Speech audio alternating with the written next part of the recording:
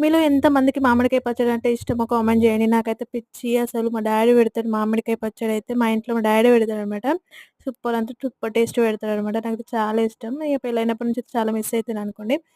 సరే గాని నేనైతే ఇక్కడ ఫర్ ద ఫస్ట్ టైమ్ నేనైతే మామిడికాయ ముక్కల పచ్చడి పెట్టినాననమాట. పచ్చడి అంటే అంత ఇది గాదు. కొన్ని కాయలతోటి ఒక 10, 15 కాయలతోటి ముక్కలు కట్ జేసి చిన్న చిన్న ముక్కలు కట్ చేసాం గదా! ఇట్లా కట్ జేసి అయితే తొక్కు పెట్టినామనమాట. నాకైతే మస్తు నచ్చింది. మంచిగా టేస్ట్ అయితే బాగా కుదిరిందనమాట. ఇవి ఫుల్ వీడియో అయితే మన ఛానల్‌లో వస్తది చూసేయండి.